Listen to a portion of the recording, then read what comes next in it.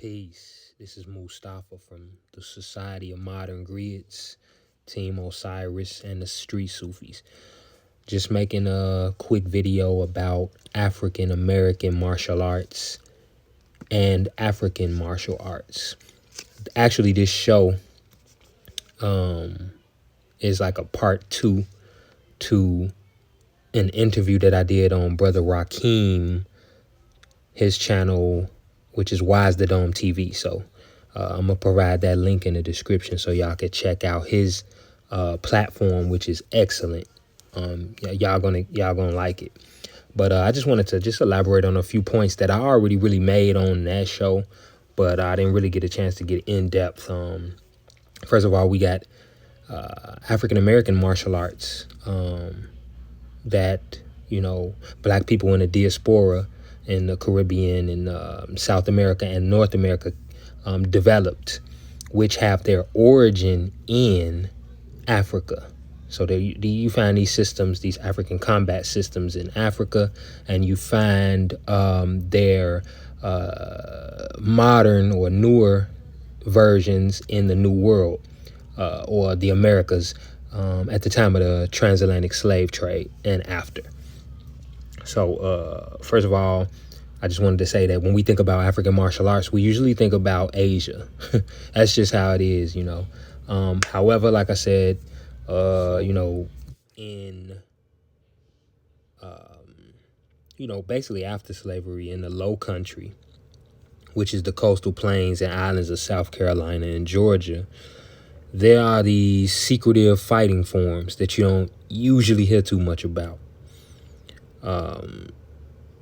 These forms are, kept alive and practiced by closed societies. They developed a style called knocking and kicking. And it's also a form of wrestling that was developed.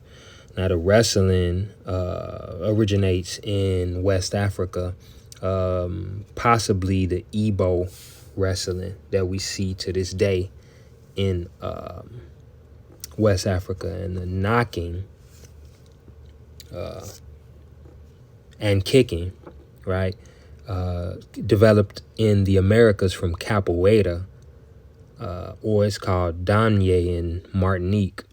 But these before they came to the Caribbean and South America and North America, they were found in the Congo.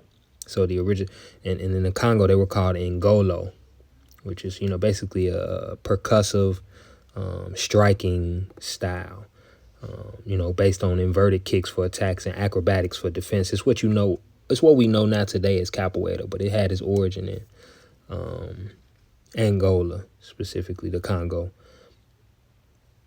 And then, so like I said, knocking and kicking is something that's done in the South. Then you have African American wrestling. This involves two people embracing each other shoulder to shoulder while they face in the same direction.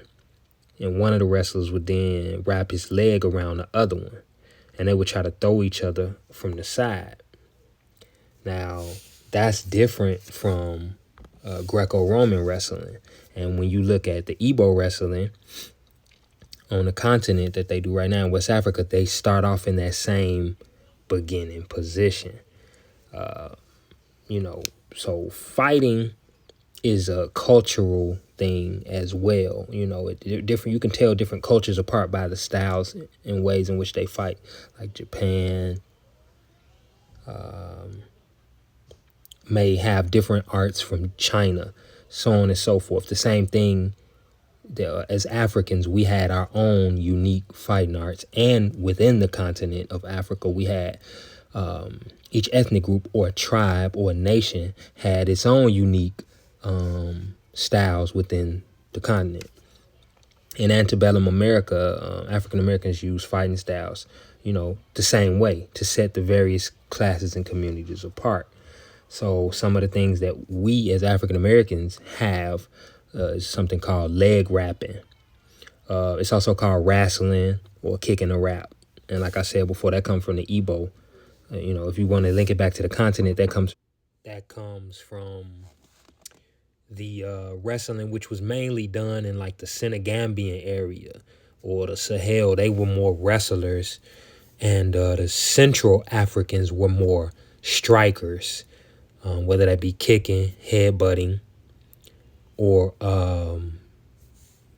actual striking with the hands, which hence the Ngolo striking arts, which transferred into the knocking and kicking in Brazil, the Caribbean, and North America. So, like I said, to reiterate, you know what I'm saying, in the West, more West Africa, we have various styles of wrestling. Okay, like lamb wrestling and Wolof,